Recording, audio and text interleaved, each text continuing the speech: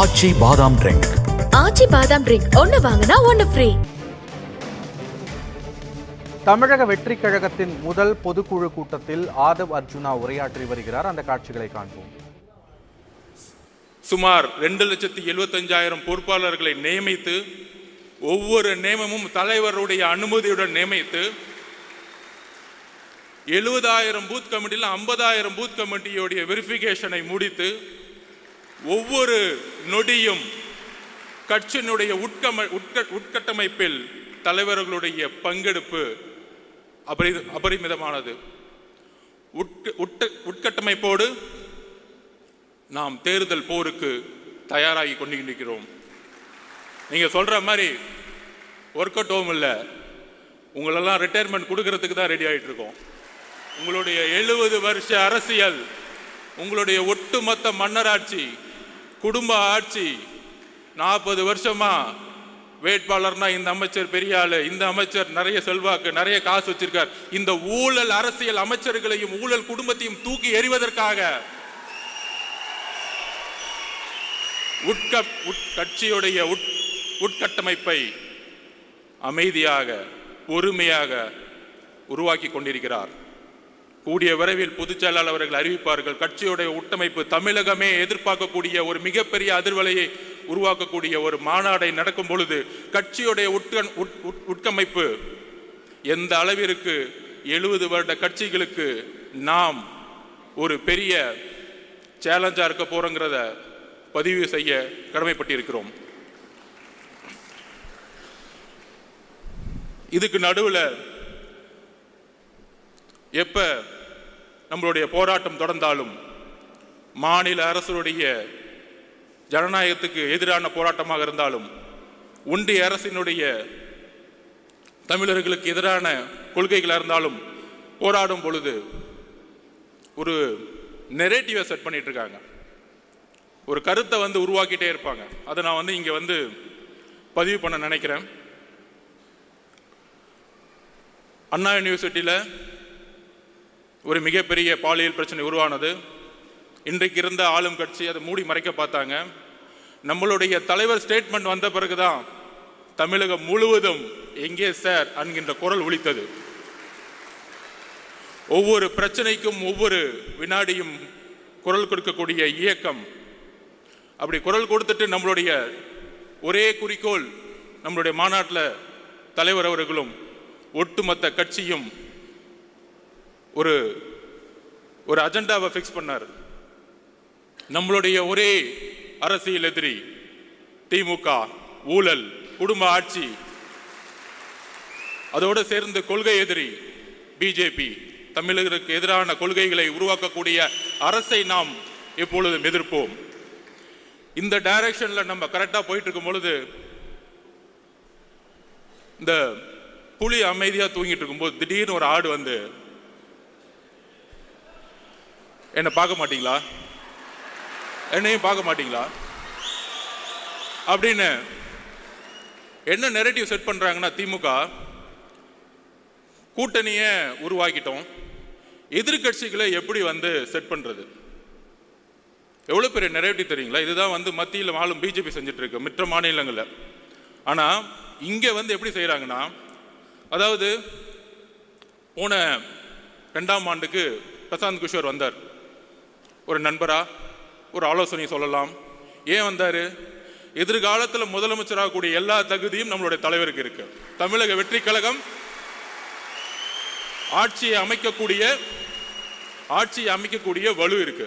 இளைஞர்களோட செல்வாக்கு, பெண்களோட செல்வாக்கு, ஒட்டுமொத்த தமிழ்நாடோட செல்வாக்கு இருக்குங்கிற ஒரு ஸ்ட்ராட்டஜிக் வியூல இங்க வராரு. அவருடைய பதிவு பண்றாரு, பேட்டி கொடுக்கிறாரு. மக்களை அவரு முழுமையாக 24 மணி நேரம் சந்திப்பதற்கு முன்பாகவே 20% மக்களை சந்திக்கும் பொழுது அப்ப அவருடைய ஒரே ஒரு கடமை, அந்த கடமை இன்னும் சில நாட்களில் முடிவற்று ஒவ்வொரு நொடியும் மக்களை நோக்கி என்னுடைய தலைவரும் இங்க கட்சியில் இருக்கக்கூடிய ஒவ்வொரு பொறுப்பாளர்களும் வரும்பொழுது மக்களுடைய உண்மையான பிரச்சனைகளை சொல்லக்கூடிய ஒரே தலைவராக கட்சியாக தமிழகத்தில் இருக்கும். இப்படி நம்மளுடைய பயணம் போயிட்டு இருக்கும் பொழுது நம்ம ஏதோ பிரசாந்த் கிஷோர் அவர்கள் கூட்டிட்டு வந்தவொடனே ஒரு பெரிய டிஎம்கே வந்து நமக்கு எதிராக வந்து ஒரு கட்டமைப்பு உருவாக்குனாங்க, பீகார் ஹிந்தின்னு. இப்போ திமுக என்ன பண்ணியிருக்காங்கன்னா, ஒரு பெரிய நிறுவனம் இருக்கு பெண்ணுன்னு சொல்லிட்டு தன்னுடைய மருமகனை வச்சு நடத்திட்டு இருக்காங்க. அதோடு சேர்ந்து ஐபேக் அப்படி ஒரு நிறுவனத்தோடு சைன் போட்டிருக்காங்க. ரிஷி அவர்கள் யூபியிலேருந்து வந்தவர், முழுக்க முழுக்க பிஜேபிக்காக ஒர்க் பண்ணவர். அதுக்கப்புறம் ராபின் சர்மா மகாராஷ்டிராவில் காங்கிரஸுக்கு எதிராக ஒர்க் பண்ணவர். அதுக்கப்புறம் திரு சுனில் அவர்கள். ஏன்னா இவங்க பேர்லாம் ஏன் சொல்கிறேன்னா, பிகேவை பற்றி என்னெல்லாம் பேசுனாங்களோ இந்த மீடியாவில் பதில் கொடுக்கணும்ல, எங்களுக்கும் அரசியல் தெரியும்ல.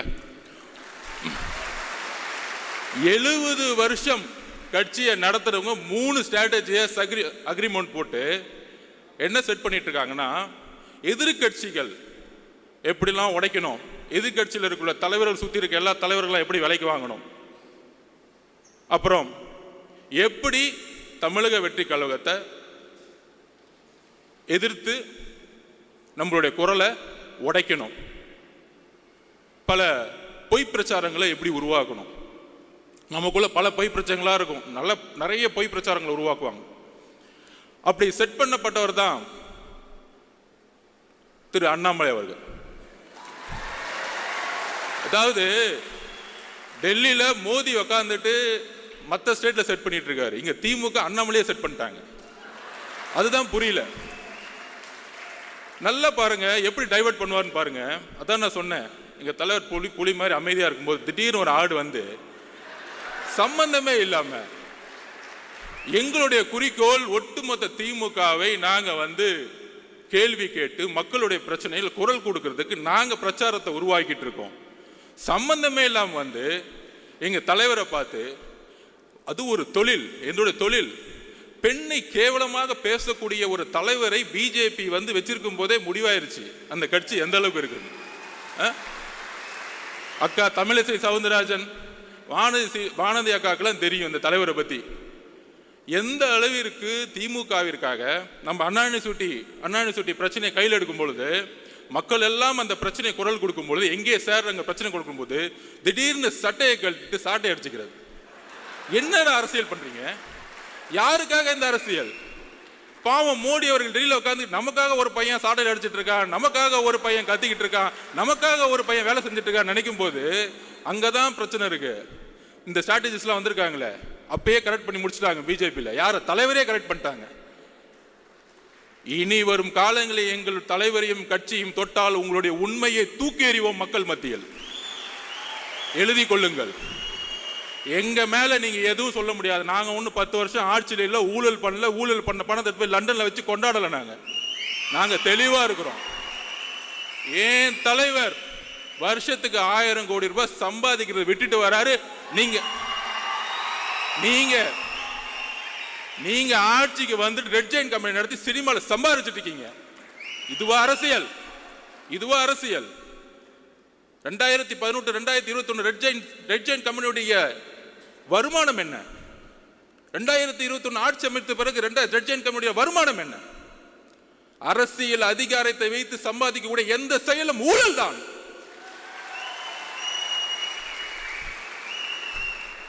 நியாயமாக ஒரு நாள் ஷூட்டிங்க்கு கிட்டத்தட்ட 1000 பேர் வந்து ஒர்க் பண்ணிட்டு 15 மணி நேரம் 12 மணி நேரம் ஒரு நடிகர் நடிகைகள் வேலை செய்து மக்களுக்காக இருக்கக்கூடிய ஒரு ப்ரொஃபஷனல், அந்த ப்ரொஃபஷனலை இழிவுபடுத்தி எம்ஜிஆர் அவர்களை எந்த அளவுக்கு நீங்க 72 to 72 நீங்கள் வந்து இழிவு செய்தீர்களோ, அதனால தான் நீங்க எம்ஜிஆர் இறக்க மறையும் நீங்க வீட்டில் உட்காந்துட்டு இருந்தீங்க. நீங்க ஒர்க் அவுட் ஹோம்ல உட்காந்துட்டு இருந்தீங்க. 2 மாசம் பொறுமையா உட்கார்ந்து கட்சியோட உட்கட்டமைப்பை வந்து உருவாக்கிட்டு இருக்காரு. எதற்காக? ரிட்டையர்மெண்ட் கொடுக்கறதுக்காக. உங்களுடைய ஒட்டுமொத்த அமைச்சரவையும் ரிட்டையர்மெண்ட்டுக்கு ரெடி ஆகிக்கோங்க. போதும், உங்களுடைய அரசியல் போதும். பார்த்து பார்த்து பார்த்து பார்த்து என்ன இளைஞர்கள் கூட்டம் இருக்கும். ஆமா, பொதுக்குழு ஃபுல்லா இளைஞர் கூட்டம். 1949 அண்ணா உருவாக்கிய போது இளைஞர்கள் மட்டும்தான் கட்சியில் இருந்தாங்க. உங்களுடைய தந்தை கலைஞர் கருணாநிதி 42 வயசுல முதலமைச்சர் ஆனாரு. அவர் மட்டும் இளைஞர் இல்லையா? இளைஞர்கள் கூட்டம் இந்த 2026 புதிய முடிவு எடுக்கும். ஒட்டுமொத்த தமிழ்நாடு மாற்றங்களை உருவாக்கும். ஸோ திமுகவோட அஜெண்டா படி இன்னைக்கு பிஜேபியோட அண்ணாமலையும் செட் பண்ணி முடிச்சிட்டாங்க. நீங்க திடீர்னு நாளைக்கு ஏன் திருப்பி வந்து அண்ணாமலை திடீர்னு வந்து ஒரு பிரச்சாரம் வைக்கும்போது நம்ம போய் அவர் திட்ட வேணாம். அதாவது கட்சியை விட்டமைக்கும் போது நான் கேட்டேன், அதோடைய ஸ்ட்ரக்சரை கேட்கும்போது நான் சொன்னேன் பொதுச்செயலாளர்கிட்ட, இன்னும் அந்த ஐடி விங் எப்படி இருக்கும் அப்படின்னு கேட்டேன். இந்த அண்ணாமலை அவர்கள் பேசின உடனே உலகம் ஃபுல்லாக ஐடி விங் இருக்கு. கட்சி நாடு இந்தியா மட்டும் இல்லை, உலகம் ஃபுல்லாக ஐடி விங்கை வந்து தலைவர் அவர்கள் உருவாக்கி வச்சிருக்கிறாரு. ஐடி விங்கை போட்டு கொஞ்சம் கண்ட்ரோல் பண்ணுறதுக்காக தான் ஐடி விங் இருக்கணுமே தவிர திமுக மாதிரி ஒரு 300 பேரை போட்டு யாரை திட்டலாம், ஒரு 200 ரூபா கொடுத்துட்டு யாருக்கு லைக் போடலாம், அப்பான்னு சொன்ன உடனே வந்து ட்ரெண்டிங் எப்படி உருவாக்கலாம், இந்த செட்டிங் வேலைலாம் எங்களுக்கு கிடையவே கிடையாது. சொன்ன அடுத்த செகண்ட் 2 நாளில் கண்டென்ட்டும் கொடுக்க வேணாம், இதை செய்யுங்கன்னு சொல்ல வேணாம், அடுத்த செகண்ட் அவங்க எடுத்து போடுறாங்க டேட்டாவை. இதை பாருங்க, நீங்க சொன்னதுக்கு இது பதில். நான் பொதுச்செயலாளர் சொல்ல, அண்ணே கொஞ்சம் கண்ட்ரோல் பண்ணுங்கண்ணே, போதுண்ணே விட்டுருங்கண்ணே, பாவண்ணே எவ்வளவுதான் பிரியாணி போடுவீங்க, போதும். அதனால திரு அண்ணாமலை அவர்களே, உங்களுடைய பிரதமர் மோடி அவர்களுக்கு உண்மையாக இருங்கள், உங்களுடைய தலைவர் அவர்களுக்கு உண்மையா இருக்கு. அதனால தான் எந்த மீட்டிங்னாலும் கூப்பிடுறதே இல்லை, அடுத்த நாள் கூப்பிடுறாங்க மீட்டிங் கூப்பிட்டா. கட்சியோடைய தலைவரை வந்து மீட்டிங்லேயே வச்சுக்கிறது இல்லை. ஸோ உங்க கட்சிக்கு பூத் கமிட்டி மீட்டிங்லேயே இல்லை, அதுக்குள்ள ஏன் கட்சியை பார்த்து ஏன் தலைவரை பார்த்து என்ன ஒரு பெண்களை நோக்கிய விமர்சனம். எழுதி வைத்துக் கொள்ளுங்கள், பெண்களை நோக்கிய விமர்சனம் தூக்கி எறியப்படுவார்கள் தமிழக அரசியலில். எழுதி வைத்துக் கொள்ளுங்கள். இதுதான் லாஸ்டா உங்களுக்கு, இதுதான் பதில் எங்களுடைய தோழர்கள். ஏன்னா எங்களுடைய குறிக்கோள் ஆல்ரெடி தலைவர் ஃபிக்ஸ் பண்ணிட்டாரு, திமுக மத்தியில் ஆளும் பிஜேபி. எங்களுடைய குறிக்கோள் ரொம்ப ஸ்ட்ரைட்டா இருக்கு. சும்மா திடீர்னு திமுக செட் பண்ணி தாவேக்கள் குழப்பம், ஜாதி பிரச்சனை, இங்க எங்கப்பா ஜாதி இருக்கு? எங்களுக்குள்ள ஒரு ஜாதியும் கிடையாது. இந்த ஜாதியை உருவாக்குனது நீங்க. 70 வருஷமா திமுக தான் ஜாதியை உருவாக்கி தேர்தல் அரசியல் வச்சிட்டு இருக்கீங்க. யாருக்கு தெரியுதோ எனக்கு தெரியும், அங்கிருந்தா வந்த வேலை பார்த்துட்டு. உடனே கேட்பாங்க, நீங்க அங்கதானே வேலை பார்த்தீங்க? திரு எம்ஜிஆர் அவர்களும் 20 வருஷத்துக்கு மேல அங்கதான் வேலை பார்த்தாரு, உண்மை தெரிஞ்சிச்சு வெளியே வந்துட்டாரு, அவ்வளவுதான் சப்ஜெக்ட். எம்ஜிஆர் நடிச்சிருந்தா உட்காந்து கான்ட்ராக்ட் வாங்கிட்டு சம்பாதிச்சுட்டு இருக்கலாமே, ஏன் வெளியே வந்தாரு? அண்ணாவுடைய குறிக்கோளை நிறைவேற்ற முடியல, வெளியே வந்தாரு.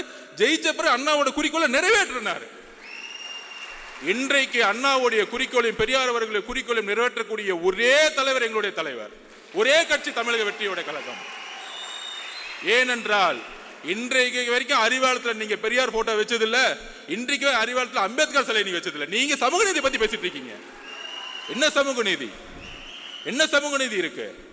வேங்கவேல் பிரச்சனைல யாரு தவறு செய்தா அப்படின்னு பார்த்தா, யாரு வந்து தண்ணியை குடிச்சாங்களோ அவங்களே தவறு செஞ்சுட்டாங்க. என்ன ஒரு சட்டம் ஒழுங்கு, வா சூப்பர். என்ன ஒரு அப்பா, யாராச்சும் போய் கம்ப்ளைண்ட் கொடுத்தா போதும், யாராச்சும் கம்ப்ளைண்ட் கொடுத்தா விசாரணைலாம் கிடையாது, அவங்க மேலேயே பழிய போட்டுரு, கேஸ் முடிஞ்சு, ஃபைல் க்ளோஸ்டு. இதுதான் இன்னைக்கு சட்டம் ஒழுங்கு. ஒரு பெண்ணு போய் பிரச்சனைன்னு சொல்லிட்டு அண்ணா கொடுத்து எஃப்ஐஆர் லீக் பண்ணிடு, அந்த பெண்ணை வந்து கேவலமா பேசட்டும் சமூகம். இதுதான் காவல்துறை. நம்ம காவல்துறையை திட்டுறோம், காவல்துறையெல்லாம் திட்டவே கூடாது. காவல்துறையை யார் கண்ட்ரோல் பண்ணிட்டு இருக்கா? நம்மளுடைய அப்பா ஹோம் மினிஸ்டர் தான் அப்பா, வேற யாரு? ஹோம் மினிஸ்டர் சரியில்லை, பிரச்சனை ஹோம் மினிஸ்டர் சரியில்லை. இங்க காவல்துறை பாவம், அவர் என்ன பண்ணுவார்? ஐபிஎஸ் அதிகாரி மேல இருந்து ஆர்டர் வரணும்ல, மேல இருந்து ஆர்டர் வராம இல்ல தூக்கி 3 பேரை போட்டு, ஏன் ஓபிசி கன்சாலிடேஷன், இந்த அரசியல தூக்கி எறிங்க. தலித் மக்களை ஏன் தலிதா பார்க்க கூட மனிதனா பாருங்க. ஒரு பிரச்சனை ஒரு குழந்தைக்கு, அது யாரா இருந்தா என்ன, அது யாரா இருந்தா என்னன்னு கேட்டேன். அக்ரகாரத்துல ஒரு பிராமின் வந்து குடிச்சாலும் நான் கொஸ்டின் கேட்போம். எந்த ஜாதியா இருந்தாலும் எங்களுக்கு கவலை இல்லை. மனிதம் தான் என்னுடைய தலைவருக்கும் எங்களுக்கும் முக்கியம். மனிதத்தை நேசியுங்கள். ஒரு தவறு நடந்தால் ஒரு காவல்துறை எடுக்கக்கூடிய முடிவுகள் அரசியல் ரீதியாக இருக்கிறது. அதனால்தான் காவல்துறைக்கு வந்து இன்னைக்கு வந்து கை வந்து கட்டப்பட்டிருக்கு. ஆனா இங்க இருக்கக்கூடிய அரசியல்வாதிகள் இல்ல காவல்துறை தவறு செய்யுது, காவல்துறை இயக்கக்கூடிய அதிகாரம் தான் தவறு செஞ்சுட்டு இருக்கீங்க, அதை நாம் உணர்த்தணும்.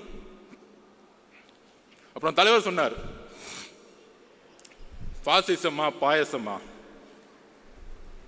அதுக்கு நான் எக்ஸ்பிளைன் பண்ணிட்டேன். நிறைய பேர் உட்காந்து டிவி டிபேட்ல பேசினாங்க, அது என்ன பாயசம், அவருக்கு வந்து அரசியல் தெரியல. நான் எக்ஸ்பிளைன் பண்றேன். அது ஒரு வரலாற்று காரணம் இருக்கு.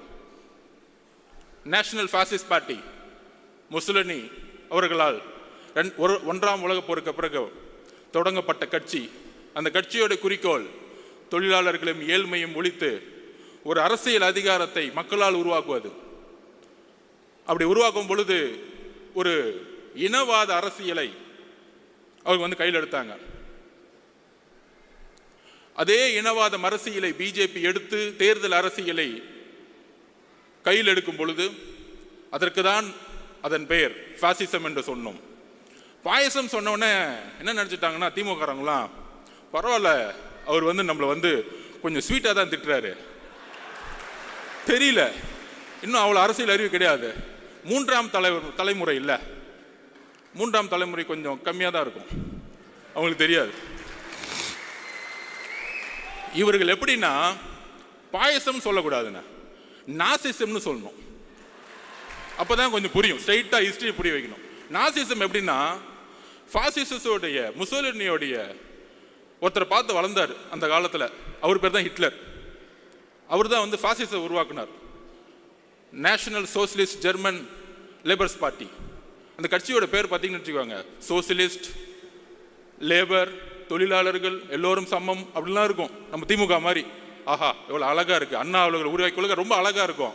அண்ணா 3ஆவது தலைமுறையில் ஒன்னே ஒன்று தான் ஊழல், சும்மா பேருக்கு பேசிக்குவோம், ஜனநாயகமே இருக்காது. நம்ம சட்டசபையில் பேசுவாங்கள்ல, நம்ம ராஜ்மோகன் அவர்களை போய் நம்ம எப்படி அவையை நடத்தினாரு, அவரை நம்ம ஸ்பீக்கர் ஆகிடலாம்.